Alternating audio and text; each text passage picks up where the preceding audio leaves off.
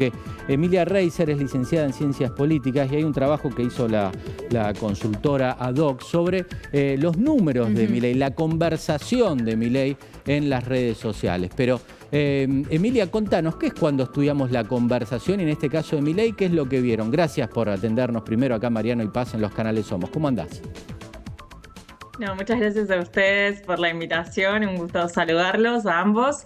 Bueno, es una buena pregunta porque no siempre está claro. Nosotros cuando relevamos la conversación digital, relevamos en primer lugar la conversación pública. Eso es importante de remarcar, porque todos aquellos perfiles que tienen el candadito, que están bloqueados a otros usuarios que no sean sus seguidores o a quienes ellos admitieron, y todo contenido que sea privado no se releva lógicamente por una cuestión de derechos. Solamente se releva aquella conversación que haya salido de perfiles públicos de todas las redes sociales, no solamente Twitter. A veces se cree que es solo Twitter y no, son todas. Nosotros por lo menos nuestro método de trabajo implica analizar todas las redes sociales y los portales digitales, los portales web, sean blogs, sean portales de noticias. Todo eso hace la conversación pública. Y lo que hacemos es ahí ver, bueno, cuáles son los usuarios que más participaron, qué dijeron, siempre enmarcado en ciertos temas, ¿no? Bueno, vamos a ver qué tema en particular queremos analizar y en base a eso, qué características tuvo la conversación. Claro. Y ahí ya nos da, como vemos en ese gráfico, que es el trabajo de ustedes, que del 8 al 11 de marzo, que tuvo algunos disparadores puntuales que ustedes estudiaron, la conversación de Milei es negativa, ¿no? Gana lo negativo sobre lo positivo, claramente. Es así, nosotros venimos ya relevando la conversación en torno a Milei desde principios del año pasado, o antes de que fuera candidato, pero cuando ya se veía su carrera política en ascenso, y medimos desde entonces cuál es el sentimiento, como bien decías, en torno al hoy en día presidente. Y eso lo hacemos viendo, bueno, cuáles son los conceptos que usa la gente para hablar de Milei, y en ese sentido vamos viendo las emociones y las vamos categorizando si son positivas hacia él, negativas o neutrales, más de tipo informativas, podemos decir. En este caso, el gráfico que ustedes mostraron es un recorte que nosotros hicimos sobre Milei en el último fin de semana, incluyendo el 8, es decir, incluyendo el Día de la Mujer.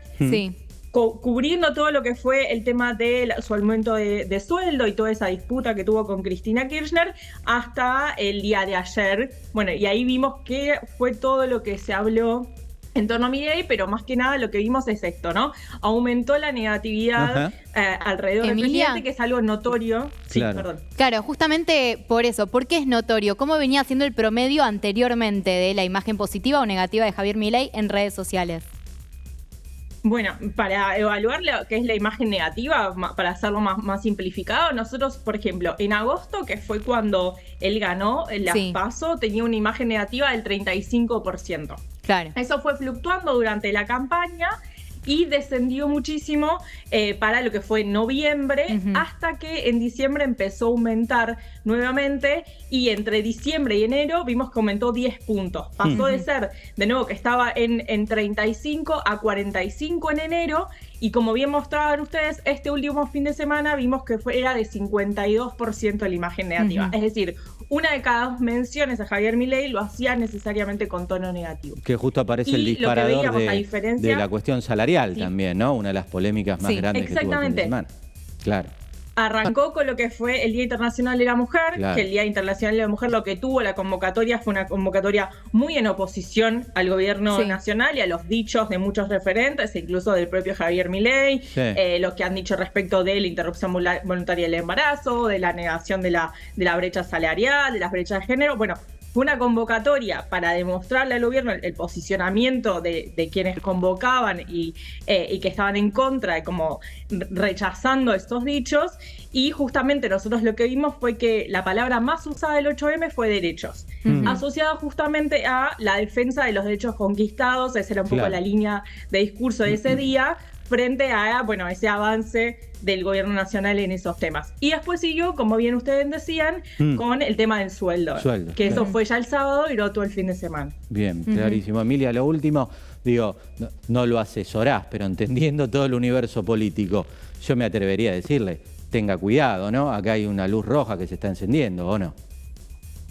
Bueno, en principio sí, hay que ver como todo en el ecosistema digital es muy efímero. Claro. Podemos hoy en día estar hablando de esto, quizás el día de mañana o mismo hoy, como bien ustedes venían hablando de la inflación, seguramente cuando termine el día podemos decir que la imagen de Milei se volvió más positiva y eso es muy fluctuante. Pero bueno, es una evaluación que hacemos, como les decía, a largo plazo para ir viendo la tendencia y bueno, lo que sí es cierto es que en los últimos meses viene aumentando la negatividad, eso sí lo podemos ver. Emilia, gracias por la comunicación, muy buen trabajo, gracias por habernos atendido. Gracias a ustedes. Ahí estaba Emilia Reiser, analista política, este trabajo de la consulta.